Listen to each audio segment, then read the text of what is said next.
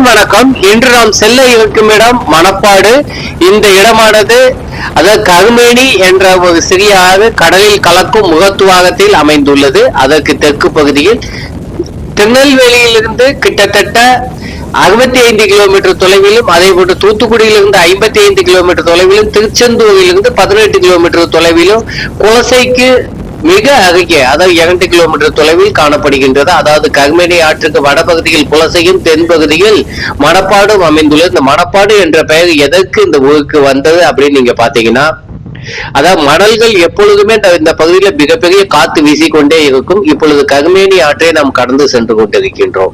இதை கடந்து போயிட்டு குலசையிலிருந்து நாம் சென்றோம். கருமேனி ஆற்றை கடந்து அந்த பாலத்தை கடந்து சென்றால் அந்த ஊருக்கு சென்று விடலாம்.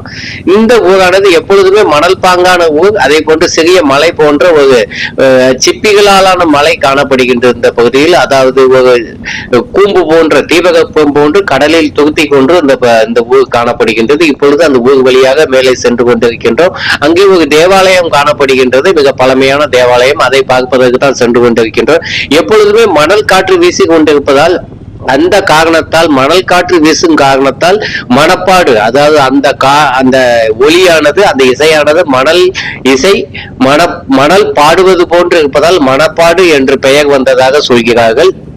அதே போன்று இது செல்வ செழிப்பான நகர். இங்கிருந்து பர்மா மற்றும் இலங்கை பல்வேறு நாடுகளுக்கும் வணிகம் செய்து வந்தார்கள். அதன் காரணமாக செல்வ செழிப்புடன் திகழ்ந்தது. அதே போன்று முதலிலேயே இங்கு அதாவது கிட்டத்தட்ட 150 ஆண்டுகளுக்கு முன்பே இங்கு பள்ளிக்கூடங்கள் துவக்கப்பட்டிருக்கின்றன. பல்வேறு ஊர்களை சேர்ந்தவர்கள் இங்கு வந்து படித்திருக்கிறார்கள்.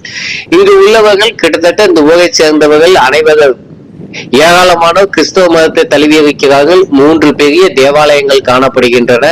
இப்பொழுது இருக்கு கத்தோலிக்க தேவாலயம், பிரான்சிஸ் ஜேவியர் தேவாலயமானது கடல் கரையில் காணப்படுகின்றது. அந்த இடத்துக்கு தான் நம்ம வந்திருக்கோம். மிகப்பெரிய தேவாலயமாகும். புனித அதாவது சேவியர் தேவாலயம் என்று அழைக்கப்படுகின்றது. இப்ப அந்த இடம் நிற்கும். இது கடல் கரையில் காணப்படுகின்றது. இந்த சூழலை மிக இயற்கை சூழல், மிக அழகிய ரம்மியமான கண்ணுக்கு குளிர்ச்சியான பகுதியாக காணப்படுகின்றது. எங்கு பார்த்தாலும் மணல் பூர்த்தி காணப்படுகின்றது. அதே போன்று சிறிய மலை போன்ற தோற்றம். இங்கிருந்து பார்த்தால் கடல் தெரியும். சற்று தொலைவில் அதாவது உடன்குடி அனல் மின் நிலையம் தெரிகின்றது. அங்கு உள்ள சிம்னி, கூலிங் டவர், பாயிலர் எல்லாம் அங்கிருந்து பார்க்க தெளிவா தெரியுது.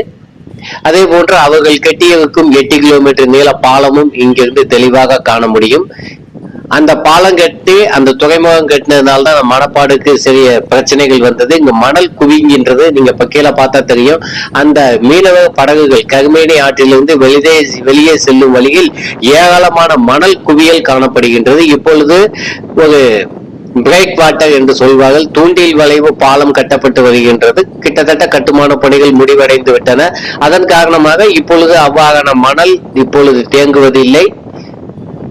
இப்ப அந்த தேவாலயத்துக்கு முன்புதான் இருக்கின்றோம். அந்த பிரான்சிஸ் ஜேவியர் இங்கு வந்து இருந்த அந்த குடிலையும் அதே போன்று அங்கு பின்பகுதியில் காணப்படுகின்றது. சிறிய மணல் அதாவது சிறிய மலையில் குகை போன்ற பகுதி, வள்ளி குகை திருச்செந்தூரில் இருக்கும் அல்லவா, அப்படி அங்கே உள்ளே ஒரு 4 கிணறு ஒன்றும் காணப்படுகின்றது.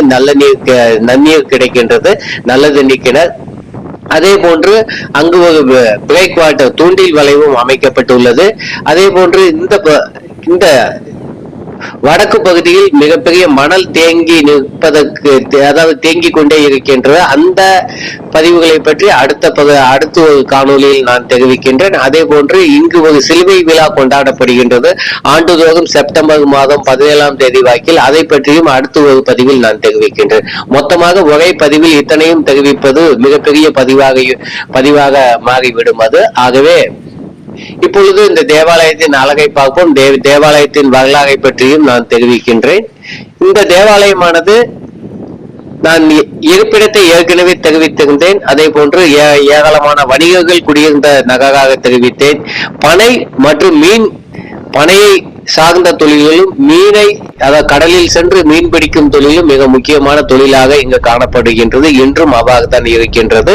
இன்று பல்வேறு தொழில்கள் இருந்தாலும் முக்கியமான முதல் தொழிலாக இன்று இரண்டும் காணப்படுகின்றது. அதே போன்று போர்ச்சுகீசியர்களின் தாக்கம் அதிகமாக காணப்படுகின்றது.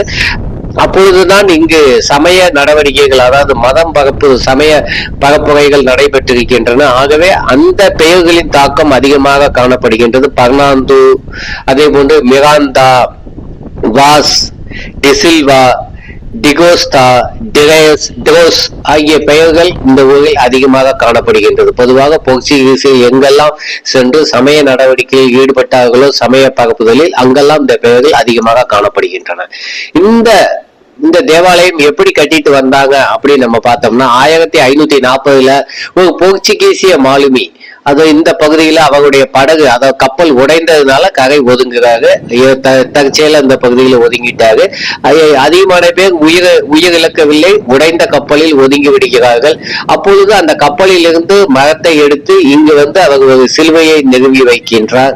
அதன் பிறகு கொஞ்சம் கொஞ்சமாக அந்த பணிகள் துவங்கியதாக சொல்லப்படுகின்றது. 1542 பிரான்சிஸ் ஜேவியர், புனித சவேரியார் இங்கு வந்து செல்கின்றார். அவர் திருப்பலி செய்கின்றார். அதையடுத்து 1581 இந்த தேவாலயம் கட்டுவதற்காக அடிக்கல் நாட்டப்படுகின்றது. 1582 ஆலய பணி முடிவடைகின்றது. அதாவது செப்டம்பர் மாதம் 14ஆம் தேதி இந்த பணி முடிவடைகின்றது. அதை வைத்துதான் இப்பொழுதும் அந்த சிலுவை விழா கொண்டாடப்பட்டு வருகின்றது. அதையடுத்து 1583 ரோமிலிருந்து, அதாவது மெய்யான சிலுவையின் ஒரு பகுதி, அதாவது இயேசு சிலுவையில் அடைந்த பொழுது அதில் இருந்து எடுத்த அந்த சிலுவை பகுதியின் சிறிய பகுதி இங்க கொச்சி வழியாக அனுப்பப்பட்டதாக சொல்லப்படுகின்றது. அது வந்து இங்கு சேர்கின்றது. அந்த சிறிய பகுதி இன்றும் இந்த தேவாலயத்தின் உள்பகுதியில் காணப்படுகின்றது. அப்பொழுது கொண்டு வரப்பட்டது. அதையடுத்து 1585 அதாவது இயேசு சபையின் 5 திருக்காய சபை இங்கு நிறுவப்படுகின்றது. 1585 5 திருக்காய சபை நிறுவப்படுகின்றது. 1725 தான் போப்பாண்டவரால் அங்கீகாரம் செய்யப்படுகின்றது. அதையடுத்து 1970 ஆலய பணிகள் 1970, 2000, 2004, 2007, 2008, 2009, 2010 என்று இந்த ஆலயத்தின் தேவாலயத்தின் பணிகளானது மிகப்பெரிய அளவில் நடைபெற்று இப்பொழுது உள்ள இந்த தோற்றத்தில் இப்பொழுது நமக்கு காட்சி அளிக்கின்றது. ஏராளமான பணிகள் நடைபெற்றுள்ளன. அதே போன்று பக்தர்கள், பயணிகள் தங்குவதற்காகவும் வாகனங்கள் நிறுத்துவதற்காகவும் இடங்கள் இங்கே காணப்படுகின்றன. இப்பொழுது இந்த அழகை பாருங்கள். நாம் மேலே இருந்து கீழே இறங்கி கொண்டிருக்கின்றோம். இந்த ஆலயத்தின் மிக அழகிய தோற்றம் கண்கொள்ளா காட்சியாக இருக்கின்றது. தினமும் ஏராளமான பக்தர்கள் பல்வேறு பகுதிகளில் இருந்து வருகிறார்கள்.